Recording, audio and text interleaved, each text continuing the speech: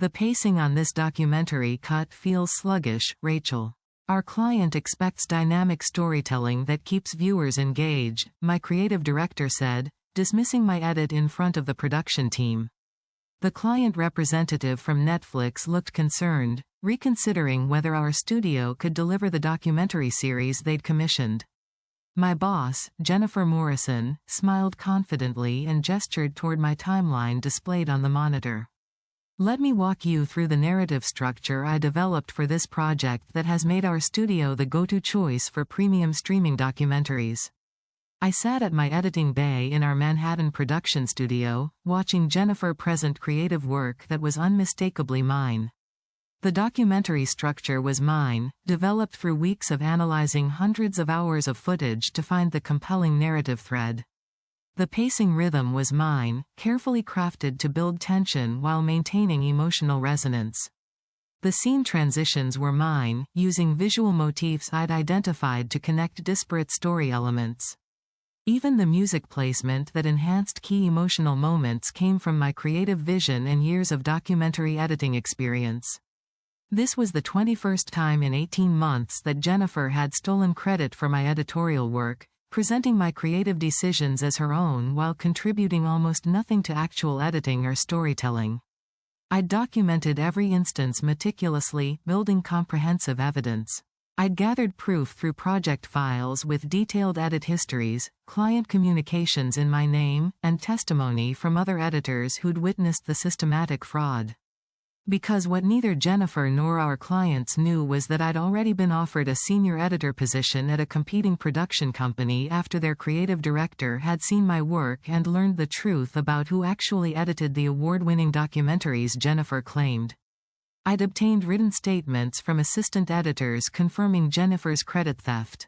I'd also consulted with entertainment industry attorneys who confirmed Jennifer had violated employment contracts and professional ethics through fraudulent misrepresentation. In exactly 72 hours, I would resign during the Tribeca Film Festival premiere of our latest documentary, revealing publicly that Jennifer had been claiming credit for my editorial work while I actually edited every project that earned our studio recognition. Her reputation would collapse when industry professionals learned she'd built her creative director career on stolen work. My new position would launch successfully with colleagues and clients who valued actual talent.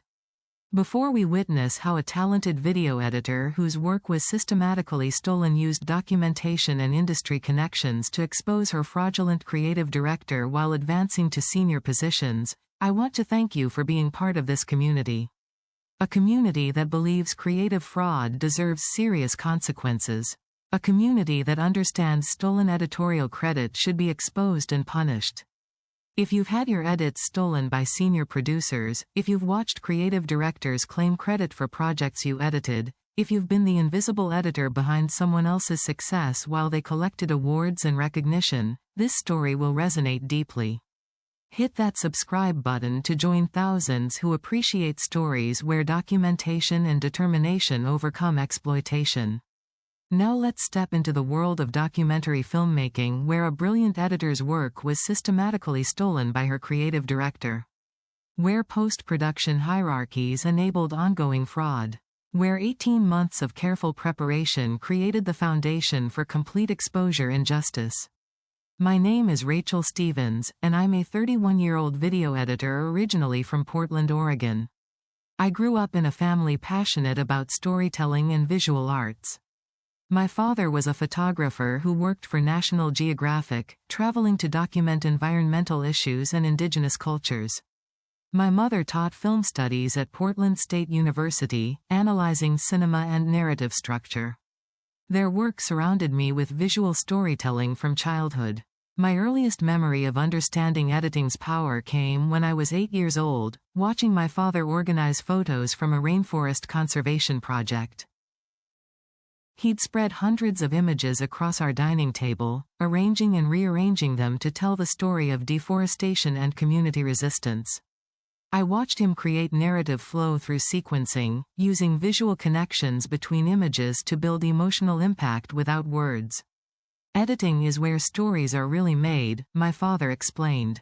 You can have beautiful individual shots, but until someone sequences them with purpose and rhythm, they're just disconnected moments. A great editor sees the story hiding in the footage and brings it to life. That conversation planted something fundamental in my understanding of visual media. The magic wasn't just in capturing images, it was in assembling them with intention, creating meaning through juxtaposition and pacing. My mother reinforced these ideas through film analysis. We'd watch documentaries together, and she'd pause to discuss editing choices. She'd explain how editors controlled viewer attention through cutting rhythm, how they built suspense by withholding information, how they created emotional resonance through careful scene construction. She taught me that editing was as much authorship as directing or cinematography, that editors were storytellers who shaped raw material into coherent narratives. By the time I was 15, I was editing my own videos. I'd started with simple projects, cutting together footage from family trips and school events. But I became fascinated with documentary editing specifically, drawn to the challenge of finding stories in real-life footage that didn't follow scripted narratives. I'd download free editing software and experiment with techniques I'd learned from studying films with my mother. I'd practice cutting rhythm, learning how shot duration affected emotional impact. I'd experiment with transitions, understanding when to use cuts versus dissolves. I'd work with music, discovering how audio could transform visual sequences. My high school film teacher became an important mentor. Mr. Chen was a documentary filmmaker who'd worked on PBS projects before moving into education. He encouraged my interest in editing, teaching me about story structure, character development, and thematic coherence. He showed me his own editing projects, explaining the decision-making process behind each cut. For my senior year project, I edited a short documentary about Portland's homeless population. I'd spent months filming interviews and observational footage, then spent even longer in the editing room finding the story. The process taught me that documentary editing required patience, empathy, and willingness to let the story emerge from the material rather than imposing predetermined narratives. The documentary screened at a local film festival and won a Student Filmmaker Award. More importantly, the experience confirmed that editing was what I wanted to pursue professionally. I loved the problem-solving aspect of editing, the creative challenge of building coherent narratives from raw footage, the satisfaction of seeing disparate elements cohere into compelling stories. I applied to film schools with strong post-production programs, specifically interested in documentary editing. I was accepted to NYU's film program, which had excellent faculty and access to professional editing facilities. Moving to New York felt like the right step for someone serious about documentary work, since the city was a major center for documentary production. The 4 years at NYU were transformative. The program taught both technical skills and storytelling theory. We learned editing software comprehensively, becoming fluent in Avid, Premiere, and Final Cut. We studied film history and theory, understanding how editing evolved from early cinema through contemporary documentary movements. We analyzed masterworks frame by frame, discussing why specific editorial choices succeeded. But NYU also emphasized hands-on production. We edited numerous documentary projects, learning through practice and critique. I worked on student films, thesis documentaries, and external client projects that gave me real-world experience. Each project taught different lessons about story structure, pacing, and creative problem-solving. My senior thesis project was a feature-length documentary about immigrant communities in Queens. I spent a year filming and 6 months editing, learning to manage complex narrative threads, multiple character arcs, and thematic development across 90 minutes. The film screened at several festivals and earned positive attention from documentary professionals. One professor, a veteran documentary editor named Sarah Kim who'd won an Emmy for her work on HBO documentaries, became a crucial mentor. Professor Kim taught me that great editing required understanding not just technique but also human psychology, narrative theory, and visual language. She explained that editors needed to think like writers, structuring stories with careful attention to character development and thematic coherence.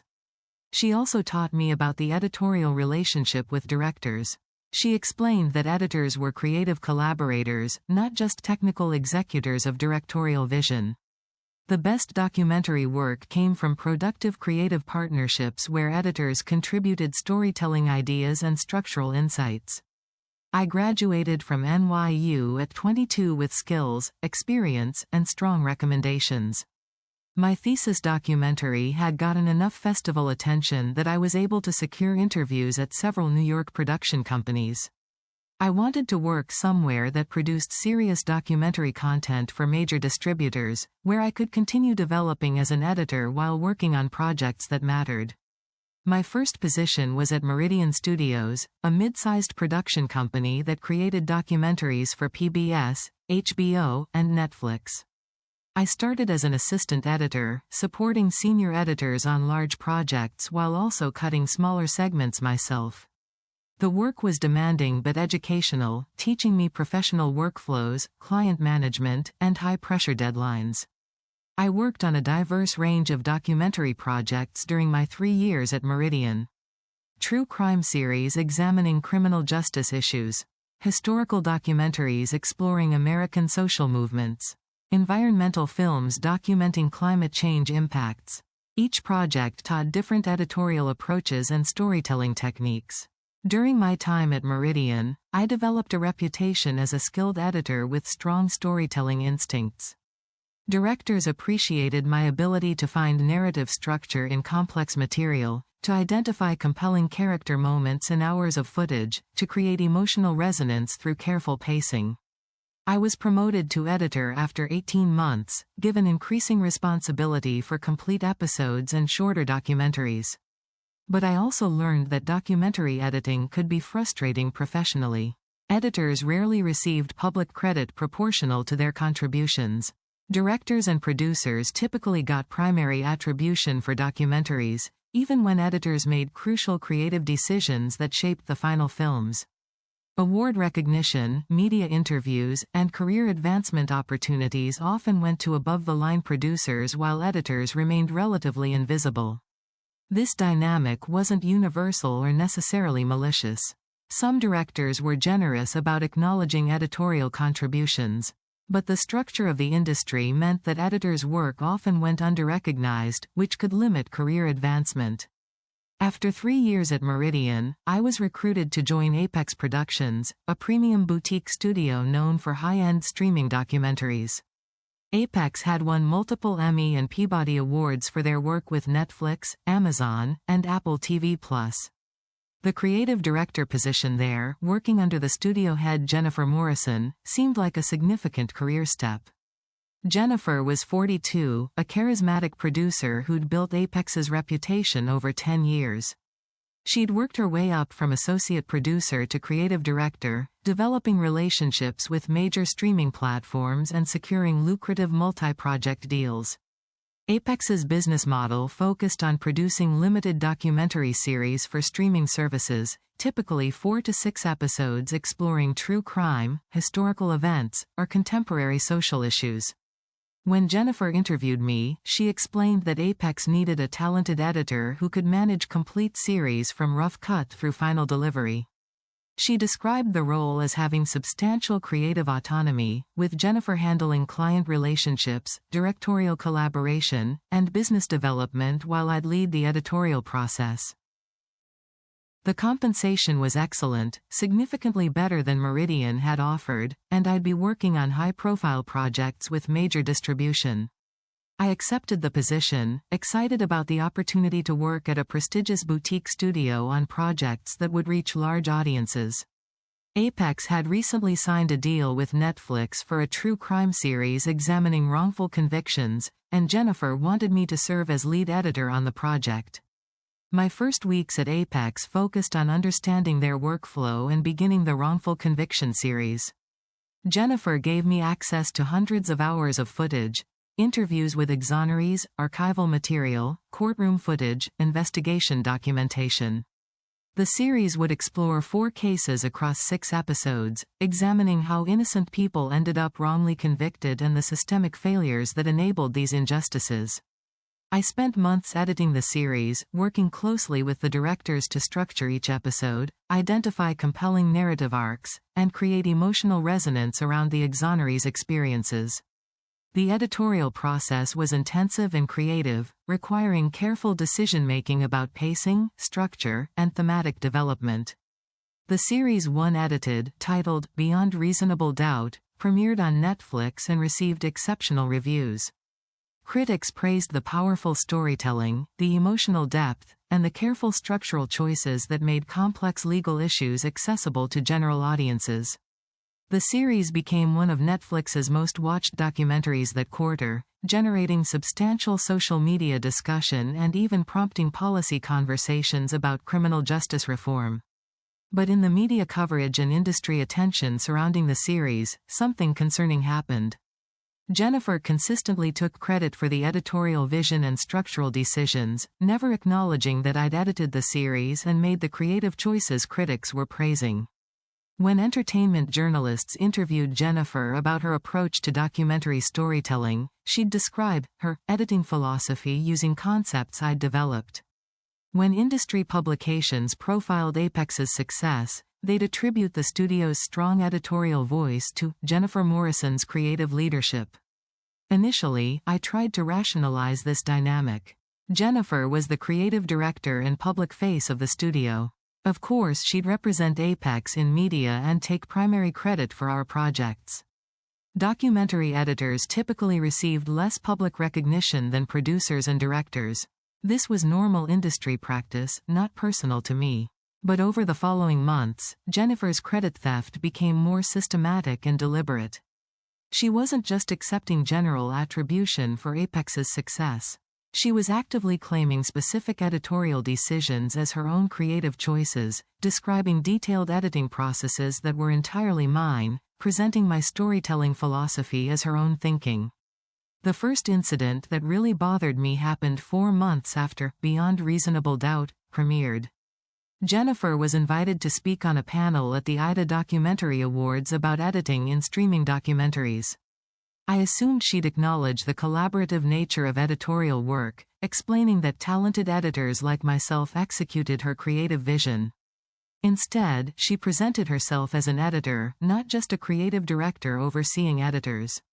I didn't attend the panel myself, but my colleague Maya, another editor at Apex, was there and told me what happened. Jennifer had discussed her approach to pacing in documentary series, her methods for building suspense across episodes, her philosophy about using visual motifs to connect narrative threads. Everything she described was my work, my techniques, my creative decision-making from Beyond Reasonable Doubt.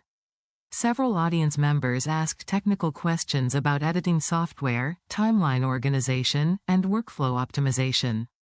According to Maya, Jennifer struggled to answer these questions with any depth because she didn't actually do hands-on editing. Her responses were vague and surface level, focusing on conceptual ideas rather than specific technical practices. Hearing about the panel felt like violation. Jennifer hadn't just accepted credit for our studio's success, she'd actively presented herself as an editor sharing her craft with other professionals, using knowledge and techniques that came entirely from my work. The second major incident involved an Emmy nomination. Beyond Reasonable Doubt was nominated for Outstanding Documentary Series, a prestigious recognition that could significantly boost careers.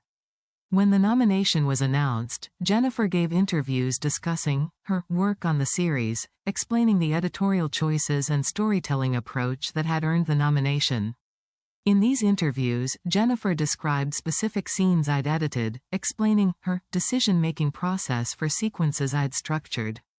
She discussed a particularly powerful moment in episode 3 where an exoneree learned about his impending release, explaining how she'd chosen to let the scene breathe, holding on the subject's face without cutting away, allowing viewers to experience the emotion fully. That editorial decision was entirely mine, developed during the editing process without any input from Jennifer. The series didn't win the Emmy, but the nomination itself was career significant. However, all the professional benefit went to Jennifer while I remained invisible despite having edited the entire series. Entertainment industry professionals saw Jennifer as the creative talent behind award-nominated work when in reality she'd contributed minimal creative input to the actual editing. The third incident happened when Apex secured a major deal with Apple TV Plus for a historical documentary series. The project would examine key moments in American civil rights history across 8 episodes, featuring extensive archival material, contemporary interviews with historians and activists, and reenactments. Apple's executives held creative meetings to discuss the series' approach, and Jennifer invited me to attend since I'd be editing the project. During these meetings, I shared ideas about structure, pacing, and how to integrate archival material effectively. I suggested using visual motifs connecting different historical moments, creating thematic threads that would help viewers understand the long arc of civil rights struggles. Jennifer listened to my ideas during the meetings, asking clarifying questions and taking notes. But weeks later, when Apple sent formal production notes outlining their expectations, I saw that many of my creative suggestions had been documented as Jennifer Morrison's proposed approach to the series. My ideas about visual motifs, structural organization, and archival integration were all attributed to Jennifer as the creative director developing the series' editorial vision. I confronted Jennifer about the misattribution, explaining that the ideas documented in Apple's notes had come from me during our creative meetings. Jennifer's response was dismissive. She explained that in production contexts, creative directors received attribution for their team's ideas because they were responsible for overall creative leadership. She said that clients needed to see unified creative vision from a single person, not detailed breakdowns of which team member contributed each concept. She assured me that she valued my contributions internally and that my compensation reflected my importance to Apex's success. But she emphasized that external attribution, particularly with major clients like Apple, needed to present her as the primary creative authority to maintain confidence in the studio's leadership. I felt uncomfortable with Jennifer's explanation, but I also felt trapped. I was being well compensated, working on prestigious projects, building my editing skills on high-profile series. Leaving meant giving up these advantages and starting over elsewhere. So I tried to focus on the work itself, telling myself that my creative satisfaction mattered more than public recognition.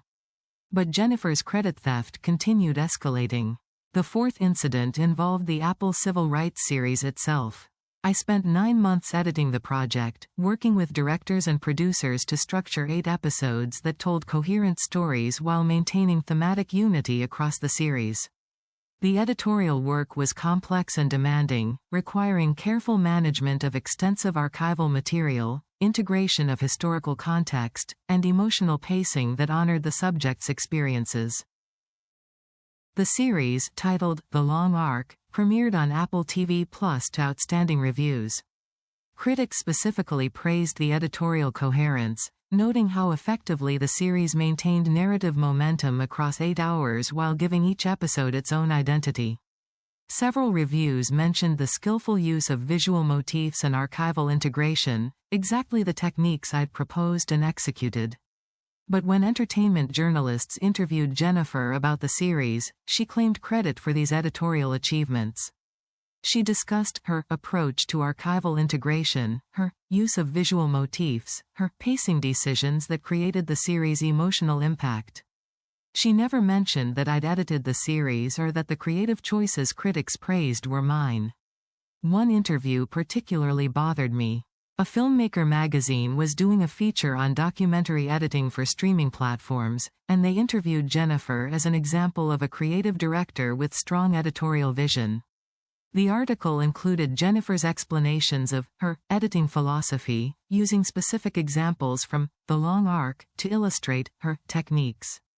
Every example she discussed was my work, but the article presented Jennifer as the editor making these creative decisions. The fifth incident happened when I was editing a true crime series for Netflix about financial fraud. The project explored 3 elaborate scam operations, examining how intelligent people got deceived and the psychological tactics used by fraudsters. The editorial challenge was maintaining suspense while explaining complex financial schemes in accessible ways. I developed a structural approach where each episode would alternate between the fraud's execution and the investigation that eventually exposed it, creating natural tension through parallel timelines. I also decided to use visual metaphors relating to magic and illusion, since many fraud tactics relied on misdirection similar to stage magic. These creative decisions shaped the entire series' identity. The series, titled Smoke and Mirrors, was successful and generated substantial viewer engagement. But in discussions with Netflix about potential future projects, Jennifer presented her innovative structural approach and her creative use of visual metaphors as examples of Apex's editorial sophistication. Netflix executives, impressed by Jennifer's creative vision, signed a new multi-series deal with Apex largely based on the work I'd done on Smoke and Mirrors. The sixth and final incident that pushed me to take action involved the most prestigious project I'd worked on, a limited series for HBO about climate change, featuring interviews with scientists, policymakers, and communities facing immediate environmental threats. The series aimed to make climate science accessible while conveying urgency without inducing hopelessness. I edited the series, titled The Turning Point, over 8 months, creating a narrative that balanced scientific explanation with human stories. The editorial approach emphasized solutions and agency, showing how individuals and communities were responding to climate challenges. The pacing built tension around scientific timelines while maintaining hope through stories of innovation and activism. The Turning Point premiered at the Tribeca Film Festival before its HBO release, screening to audiences of industry professionals, critics, and documentary enthusiasts. The festival premiere was a significant honor, and Jennifer would be present for Q&A sessions about the series. In the weeks before the premiere, entertainment media ran features about the series, interviewing Jennifer about her creative approach. She discussed her editorial decisions, her structural choices, her philosophy about climate storytelling. She explained how she'd balanced scientific content with human narrative, how she'd paced the series to maintain urgency without overwhelming viewers, how she'd used visual language to make abstract concepts concrete. Reading these interviews felt crushing. I'd spent 8 months editing this series, making every creative decision Jennifer was claiming. The structural balance, the pacing rhythm, the visual language, everything she described was my work, but entertainment media and industry professionals were learning about it as Jennifer Morrison's creative vision. That's when I realized this situation couldn't continue. Jennifer was building a reputation as an editorial visionary based entirely on my work, accepting awards nominations and securing major deals using creative achievements that were mine. The Tribeca premiere would further cement her false reputation, with Q&A sessions where she'd discuss her creative process to hundreds of industry professionals. I decided not just to leave Apex Productions, but to systematically document Jennifer's credit theft and reveal the truth publicly at the Tribeca premiere before she could further misrepresent my work. The documentation process lasted 18 months, from the moment I'd started feeling uncomfortable with Jennifer's credit claims until the Tribeca premiere. During that time, I meticulously gathered evidence while secretly building relationships with other production companies. The first step was organizing my project files. Modern editing software creates detailed records of every change made to a project. I had complete edit histories for every documentary I'd worked on at Apex, showing timestamps for every cut, every timeline adjustment, every creative decision. These files proved definitively that I'd done the actual editing work. For beyond reasonable doubt, I had version saves showing the series' evolution from assembly cut through rough cut to final picture lock. Each save was timestamped and documented under my user account. The files showed hundreds of hours of my work, proving I'd made the structural decisions and creative choices Jennifer claimed. I had similar documentation for The Long Arc, Smoke and Mirrors, and The Turning Point. Every project had complete editorial histories under my account, time-stamped and detailed enough to prove I'd done the work Jennifer was claiming. The second step was collecting client communications. Many of my conversations with directors, producers, and streaming platform executives happened via email. I'd been included on production emails discussing creative decisions, receiving feedback, and making structural adjustments. These communications showed my direct involvement in creative discussions and decision-making. I saved emails where directors specifically praised my editorial choices, where Netflix executives provided feedback on my cuts, where Apple producers discussed creative approaches I'd suggested. The communications proved I wasn't just executing others' vision but actively contributing creative ideas and making major structural decisions. The third step was gathering testimony from other editors at Apex. Maya, who'd told me about Jennifer's IDA panel, was willing to provide a written statement confirming that I'd edited the projects Jennifer claimed. Two other editors who'd worked on smaller projects at Apex also provided statements describing the pattern they'd observed. I'd do the creative editorial work while Jennifer claimed public credit. Maya's testimony was particularly detailed. She described working alongside me during Beyond Reasonable Doubt, observing my creative process and decision-making. She confirmed that Jennifer rarely visited the editing suite during active cutting, typically only reviewing finished sequences rather than participating in actual editorial work. Maya's statement corroborated that Jennifer's role was primarily administrative and client-facing, not creatively editorial. The fourth step was documenting Jennifer's actual contributions. I kept meeting notes from every creative discussion, showing exactly what Jennifer suggested versus what I developed. The notes revealed that Jennifer's input typically focused on business concerns, project timelines, budget issues, client preferences. She'd occasionally offer vague creative suggestions like, "Make this section more emotional," or, "The pacing feels slow here," but she rarely contributed specific editorial solutions or structural ideas. The meeting notes showed clearly that creative editorial work was my responsibility while Jennifer managed business operations and client relationships. The fifth and most important step was building relationships with other production companies. I'd been networking within the documentary community throughout my time at Apex, attending industry events, connecting with editors and producers, maintaining professional relationships from my Meridian days. I had a crucial conversation with Marcus Chen, creative director at Constellation Media, a production company that competed with Apex for high-end streaming projects. Marcus and I had met at several industry events and had mutual respect for each other's work. During a coffee meeting ostensibly about industry trends, I carefully revealed the truth about who actually edited Apex's projects. I showed Marcus my edit histories, client communications, and staff testimony proving I'd edited the documentaries Jennifer claimed. I explained that I was planning to leave Apex and wanted Marcus to understand who created the work he'd seen attributed to Jennifer Morrison's creative direction. Marcus was surprised but immediately interested. He explained that Constellation had been impressed with Apex's editorial work and had wondered how Jennifer managed to maintain such high quality across multiple simultaneous projects. Learning that I was the actual editor responsible for that work validated his curiosity about Apex's operations. More importantly, Marcus offered me a senior editor position at Constellation with substantially better compensation and proper creative attribution. He explained that Constellation valued transparency about creative contributions and that their editors received appropriate credit on projects. He also said that several streaming platforms had specifically asked about Apex's editorial approach on recent projects, and if I joined Constellation, those platforms would likely be interested in working with me directly.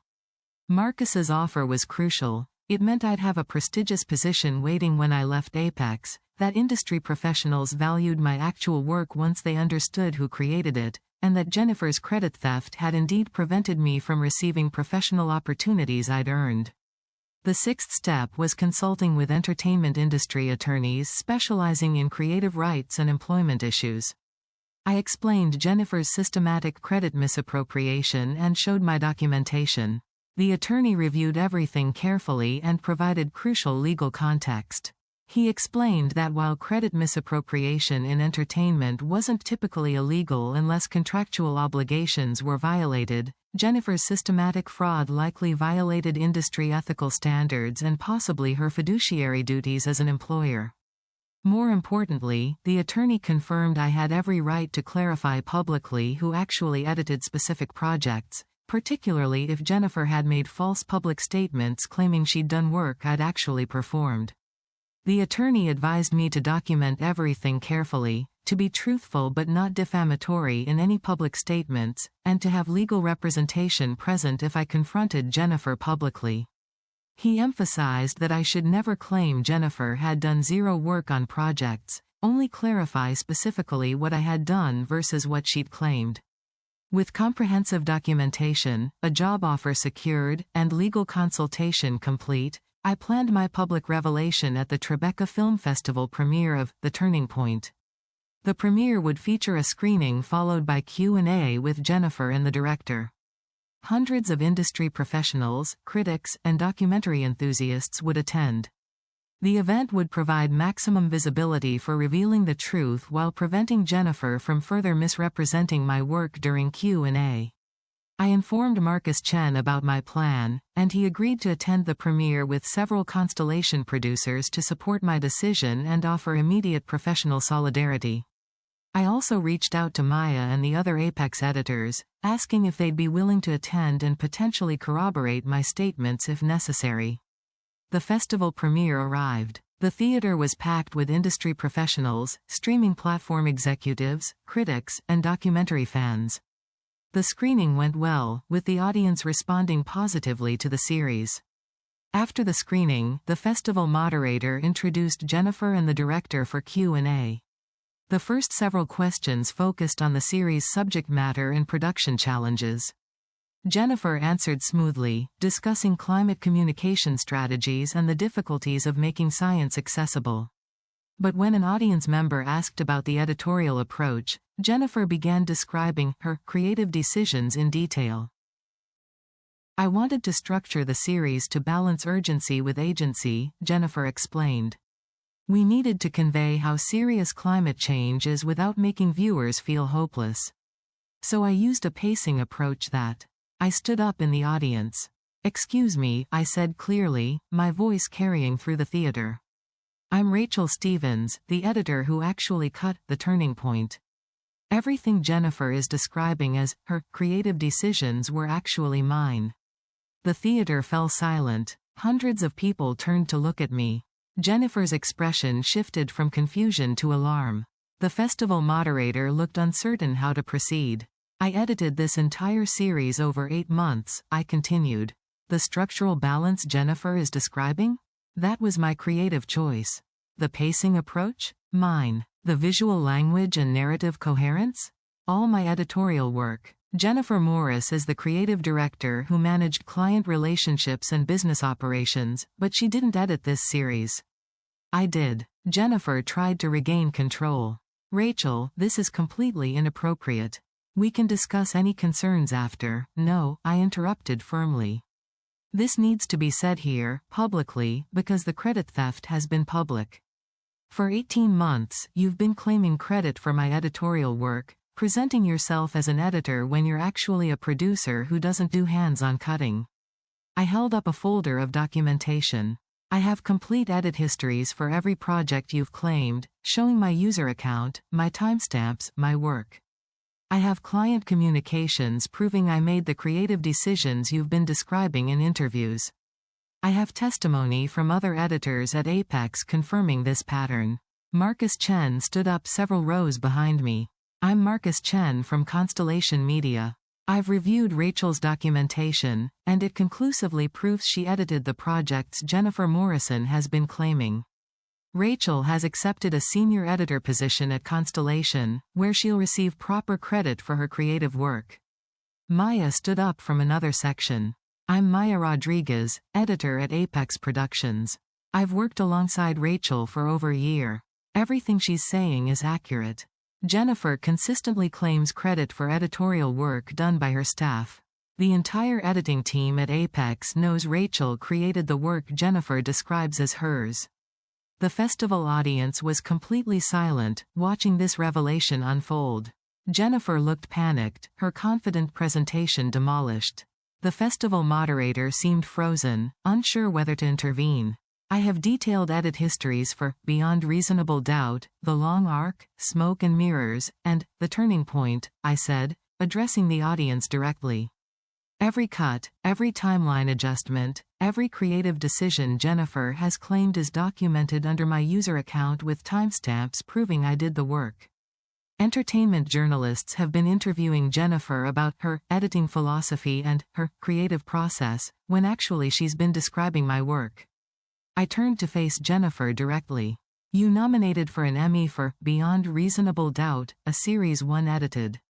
You secured the Apple TV deal by presenting your creative vision, which was actually my ideas from our meetings. You've built your reputation as an editorial creative director by systematically stealing credit from your editors. Jennifer tried one more defense. Rachel contributes to our studio, obviously, but as creative director I provide overall vision. Show everyone your edit timelines then, I said calmly. If you edited these projects, you must have project files under your account. Show the audience your creative process. Jennifer couldn't respond because she had no edit timelines. She didn't do hands-on editing and hadn't made the creative decisions she'd been claiming. The Q&A ended awkwardly shortly after, with the festival staff quickly transitioning to closing remarks. But the damage to Jennifer's reputation was immediate and severe. Industry professionals in the audience had witnessed documentary evidence and multiple corroborating testimonies proving systematic credit fraud. After the screening, numerous people approached me, editors, producers, streaming executives. Several told me they'd suspected something seemed off about Jennifer's technical explanations in interviews but hadn't questioned it directly. Many thanked me for speaking up, saying that credit misappropriation was a persistent problem in documentary post-production that rarely got exposed. Multiple production companies expressed interest in working with me, now understanding that I was the editor responsible for the acclaimed work they'd seen attributed to Apex's creative direction. Several streaming platform representatives mentioned they'd been impressed with recent Apex projects and would be interested in collaborating with me directly at my new position. The following days brought significant industry attention. Documentary community discussions on social media and professional forums addressed what had happened at the Tribeca premiere. Many editors shared their own experiences with credit theft, discussing how post-production professionals often went underrecognized while producers and directors received disproportionate attribution. Several entertainment industry publications covered the story, examining credit issues in documentary editing and using Jennifer's fraud as an example of systemic problems. The coverage wasn't uniformly sympathetic. Some people criticized how publicly I'd confronted Jennifer, suggesting the situation should have been handled privately. But most coverage acknowledged that Jennifer's systematic credit theft had been egregious and that my documentation proved clear fraud. Apex Productions suffered immediate reputational damage. 2 major streaming platforms paused ongoing projects to investigate the creative attribution on previous series. When those investigations confirmed that I and other editors had done work Jennifer claimed, both platforms restructured their contracts with Apex to require more transparent creative attribution. Jennifer was forced to step down as creative director within 2 weeks of the Tribeca premiere. Apex's board conducted their own internal investigation, reviewing project files and interviewing staff. The investigation confirmed systematic credit misappropriation, with Jennifer having claimed creative editorial work done primarily by me and other editors. I started at Constellation Media immediately, taking the senior editor position Marcus had offered. The company issued a press release specifically mentioning that I'd edited Beyond Reasonable Doubt, The Long Arc, Smoke and Mirrors, and The Turning Point, properly attributing work that had previously been misattributed to Jennifer Morrison. Within 3 months at Constellation, I was editing a new limited series for Apple TV+. The project was greenlit partly because Apple executives wanted to work with me specifically, having learned I'd edited The Long Arc, which they'd thought demonstrated Apex's editorial strength. Now understanding I was the actual editor, they were interested in collaborating directly. 6 months after the Tribeca premiere, The Turning Point won the Emmy for Outstanding Documentary Series. The award was presented to the series producers, including Apex Productions, but I received proper editorial credit in the Emmy documentation and during the acceptance speech. The recognition felt meaningful because it acknowledged work properly attributed to me rather than misattributed to Jennifer.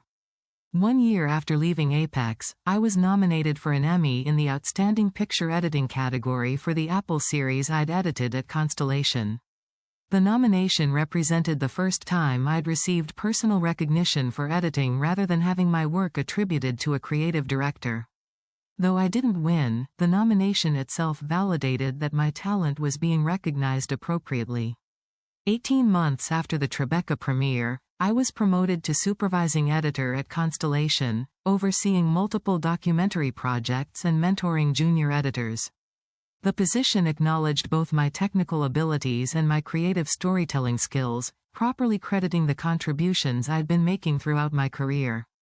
Jennifer Morrison struggled professionally after leaving Apex. Her reputation in the documentary community was damaged, with industry professionals understanding she'd built her creative director career on fraudulent credit claims.